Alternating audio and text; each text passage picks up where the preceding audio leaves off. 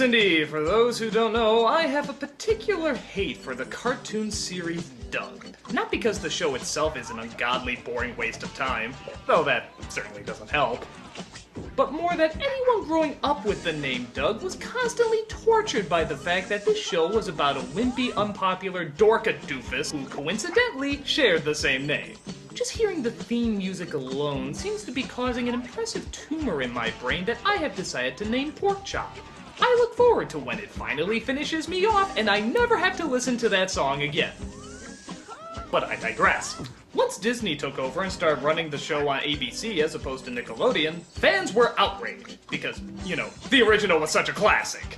So once Disney asked the loyal fans if they would like to see a motion picture based on the astounding epic hero, people all over the world proudly replied, eh? And the movie was made.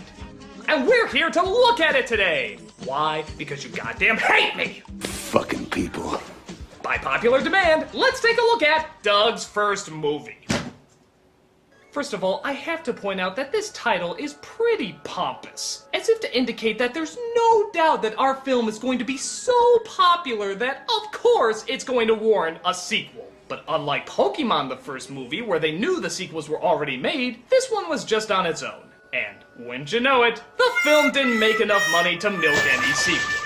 And that must be bad because this is fucking Disney, the sequel-generating monsters! They have the balls to take classic fairy tales and say, hey, what did ever happen after Happily Ever After?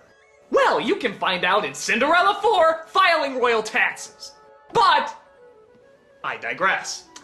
The film opens in the 90s, but for some reason people act like it's the 50s, as being told by the 70s, as we see school bully Roger, not voiced by Billy West, buy your torches and pitchforks here, who's preparing to pull off another prank on Doug and his friend Skeeter.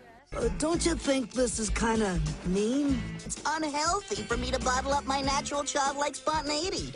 I guess they're really hoping they're afraid of papier-mâché Chinese dragons. Very funny, you guys. Hardy har. Well, you had your fun. Now you can go home. Roger?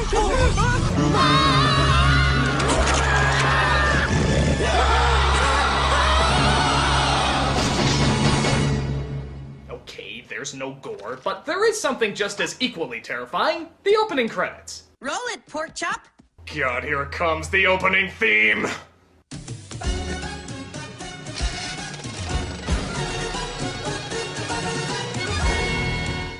You mean, they changed the opening theme? That's me. Pork Chop. Hallelujah! Oh, it's bland. It's forgettable. It sounds like nothing I would ever remember in recent history. But hey, so's the fucking show! It's absolutely perfect. Rest in hell, you goddamn theme. May an army of devils sing thee to thy fiery death.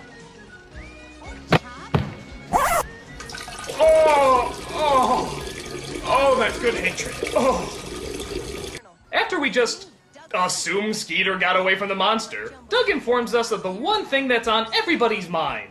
That means at school, people have just one thing on their minds. A Valentine's dance! Isn't it romantic? A Valentine's dance. How delightful. A Valentine's dance? Who the hell talks about a dance this much? I mean, the girls I can understand, but the boys? Really? Somehow this doesn't seem particularly realistic. Hey, Bobby, good job on that last shot. Oh, you know, it's these new Air Jordans. Those don't do anything. Yes, they do. They can make you reach the net easier. Oh, Bobby, you've been watching too many commercials. Seriously, is nobody thinking about the dance? So Doug decides he wants to ask out the sweetheart he's always too nervous to approach, the girl next door with jaundice, Patty Mayonnaise. I knew I had to find a way to make this dance really perfect. The student council's supposed to pick 2 people to coordinate the dance, but nobody signed up. Whoever we get is gonna have to work day and night to get ready. Day and night? Right, pay close attention, Miss Mayonnaise. Hi, totally pointless fantasy sequence. We hit him right in the middle with a big, heart-shaped mirror ball. Bang! Oh, Doug, you're so dance-plannery. I can understand having a fantasy dreaming about working with her, but why is a World War II general? I mean, it's just so random. Don't fantasies have to have some sort of logical reasoning behind them? One of these days, I'd like to do a crossover with Nash.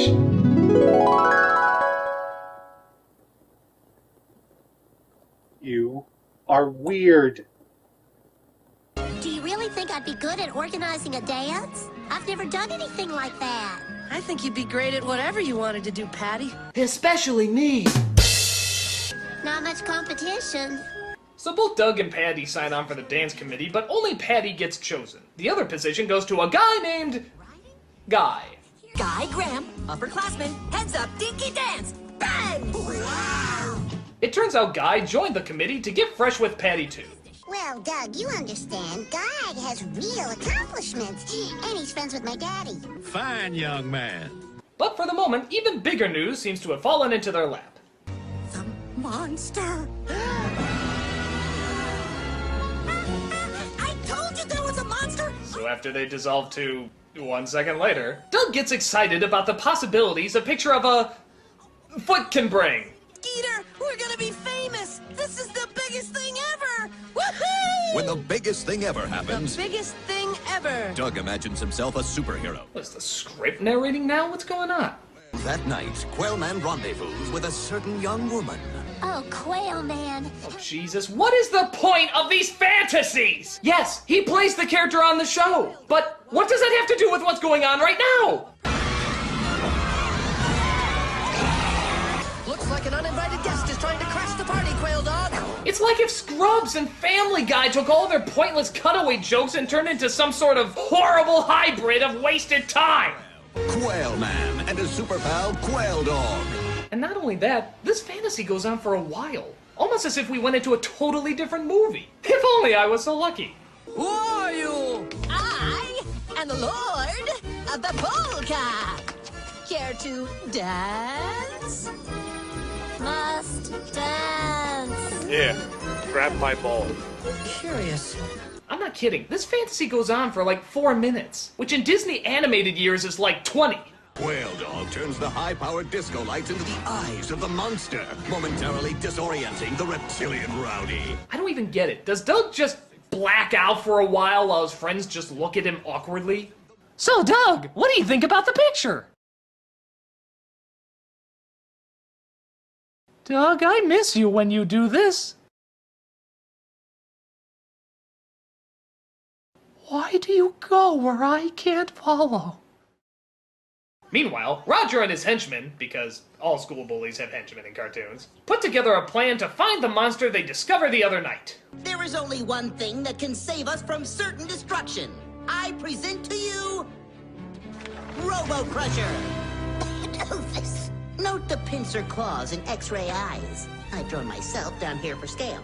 Money is no object! Okay, so all reality connecting to what children do in high school has totally been removed. But I guess that's what I'd expect in a world where everybody looks like a Dr. Seuss mutant. Hello? Oh, Doug. Look, Pat. Did you hear the news? Guy got Mr. Bluff to give us money to have the dance at. Huh? Are you ready for this? Funky Town! Okay, I swear to God she said fucky town. Funky Town! You know, it's gonna be an orgy theme. Think Bazooka Joe meets a night in Paris. But little do they know that the monster from the other night followed them home. So they take the paranormal activity approach in that they never call the cops and try to fight off the scariness themselves.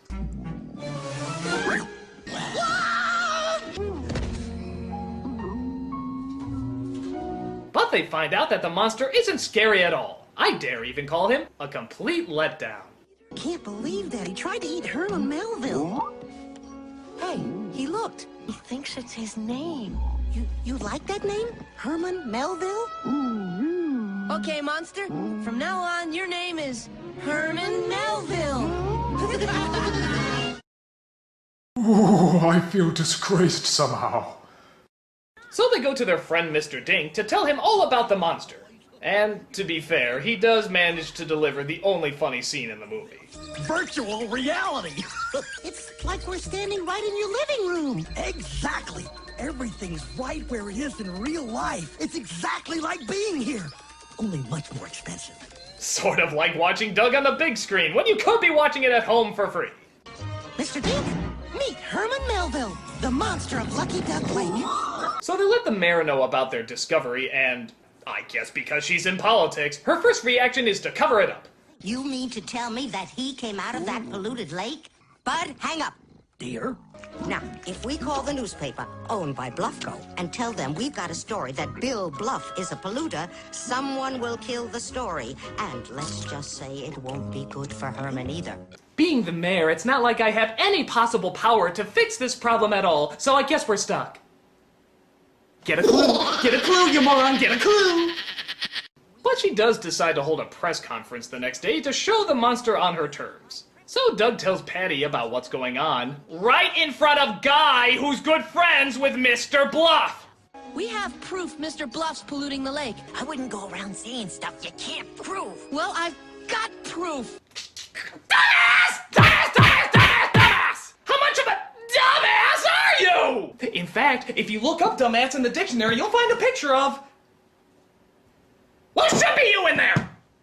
Well, you better watch yourself. Mr. Bluff got us into Funky Town to have a dance. Stop saying Funky Town! It's a G-rated flick! Learn to pronounce your N's! You'll see tomorrow. It's going to be big, big, big, big news. But when the day of the big news conference arrives, Doug thinks there's something suspicious about all the reporters. Gee, what could have given him that idea? Maybe because they're all dressed like Robert Stack Flashers? Thank you, Mayor Tippy.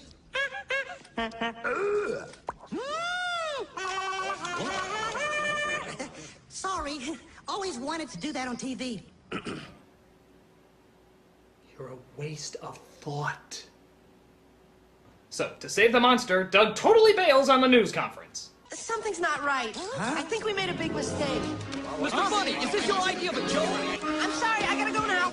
I knew it. Sea monsters, right. I can't believe it. I had no idea Doug would lie like that. I say we judge strictly by how it looks and in no way question motivation or character. So after they find out that the reporters did indeed work for Mr. Bluff, and that it was just a plan to capture the monster, the mayor's plan is going to be A. Have Bluff arrested, B. Document all that she can through video and eyewitnesses that the monster is real, or C. Have some of Bud's famous leftover meatloaf. Now, what do you say we have some of Bud's famous leftover meatloaf? Now you're talking. Let's go, Wade. Am I on Mars? Tell me I'm on Mars! None of this makes any goddamn sense! I must be on Mars! I mean, this is as logical as Roger and his friends actually making that giant robot they were talking about.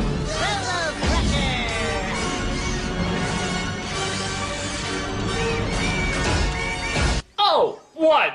You never did this in high school? I did it all the time! Right after I made the honor roll in Muggle Studies! Didn't you look at my plan? It's supposed to be this big compared to me! But it's okay, they have a shrinking ray to make him the scale they wanted. Sticks, this is Rob. Chase me back now. Hey, here's an idea. Instead of calling a news conference about a sea monster, why don't you call the news conference about a bunch of high schoolers that made a fucking shrinking ray? Or a giant fucking robot? Don't you think that should get some attention? Don't you think instead of just shrugging comedically, these kids should get a Nobel Prize for changing the world of science as we fucking know it? What the hell's wrong with you jelly bean colored Simpson rejects? Fucking people. But I digress!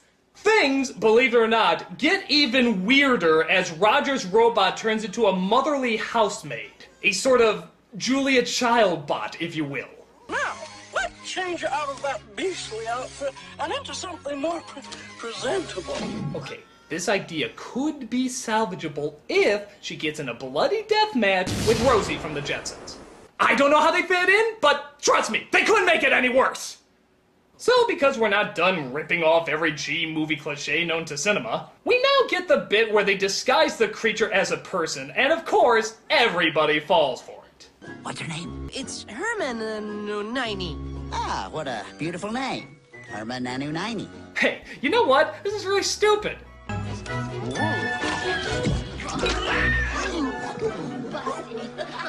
Doug with that cute girl. Wait a minute. What?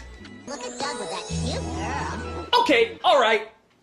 I can believe the boy's getting excited for the dance. I can believe the mayor not using her powers at all to prove an earth-shattering discovery. I can believe high schoolers can build a giant robot and a shrinking ray and have none of that get any media attention. But if